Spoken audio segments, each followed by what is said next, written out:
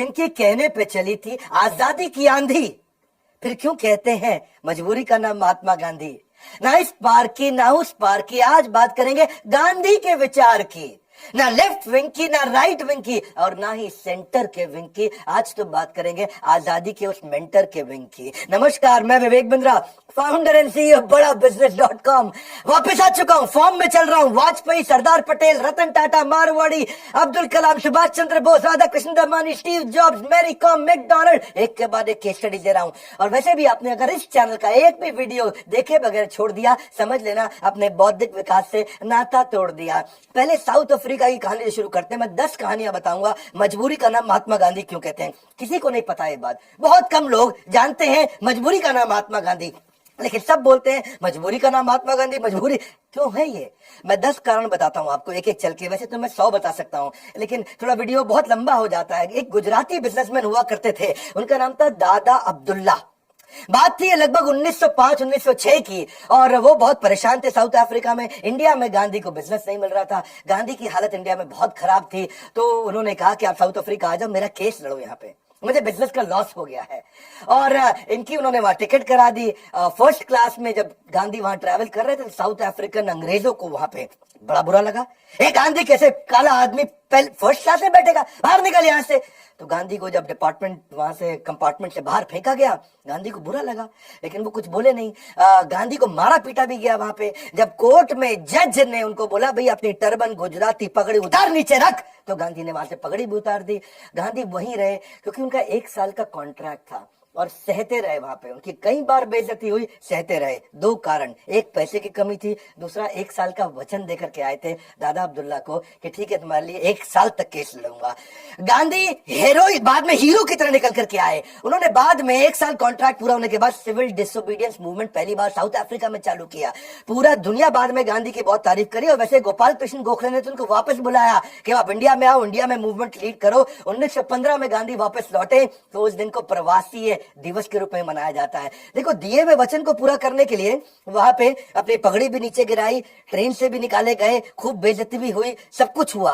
वो सहते रहे। लोग कहते थे मजबूर थे। अब वो मजबूर थे कि मजबूत थे। उन्होंने इस अन्याय को सहा। आर्थिक तंगी थी उनके पास, उनकी नौकरी चली जाती, वहां से काम खत्म हो जाता और 1 साल का दिया हुआ वचन जो था वो भी टूट जाता। कमेंट बॉक्स में मुझे बताओ कि गांधी मजबूर थे या मजबूत थे। दूसरी कहानी लेते हैं खिलाफत मूवमेंट की।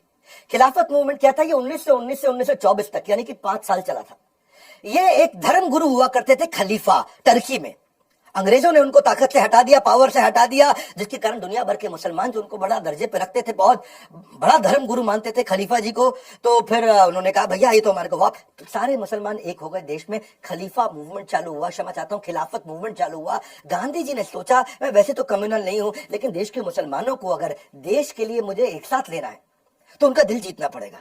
तो उन्होंने भी खिलाफत मूवमेंट में बड़ा बढ़ चढ़ के हिस्सा लेना शुरू कर दिया। गांधी ने किसी तरह से मैं मुसलमानों को भी साथ में ले लूं, मुद्दा तो देश का है, देश को बचाना है। अगर ये आज मेरा दिल जीत लिया मैंने इनका, तो मेरे साथ मदद करेंगे। तो खिलाफत मूवमेंट बढ़ने लगा इंडिया में। उसी दौरान साउथ इंडिया में 1921 की बात रही होगी लगभग, तब वहां पे लगभग 1500 हिंदुओं को मार दिया गया मुसलमानों के द्वारा, और 2000 हिंदुओं को जबरदस्ती उनका धर्म परिवर्तन भी कर दिया। जबरदस्ती जब उनका धर्म परिवर्तन किया गया, गांधी चुप रहे, क्योंकि गांधी उस समय मुसलमानों का दिल जीतना चाहते थे। और सारे हिंदू भी परेशान हो रहे थे कि गांधी क्यों नहीं बोल रहे हैं। जबरदस्ती हिंदुओं का धर्म परिवर्तन तो गलत है ना भाई, हिंदुओं का धर्म अपने हिसाब से जीवन जीने दो उनको। लेकिन गांधी जी ने एक पर्पस पकड़ रखा था कि मुझे मुसलमानों को अपने साथ लेना है, कि वो देश में मेरी मदद करेंगे। मैं पूरा देश इंपॉर्टेंट है या ये 1500-2000 हिंदू इंपॉर्टेंट है? तो गांधी ने देश को आगे रखा। 1500-2000 हिंदू मारे गए या उनका जबरदस्ती धर्म परिवर्तन हुआ। गांधी क्या कहते हैं, मेरे को पॉलिटिकल एडवांटेज तो चाहिए नहीं। ऐसा तो है नहीं कि मुसलमान मुझको वोट दे देंगे मैं प्रधानमंत्री बन जाऊंगा।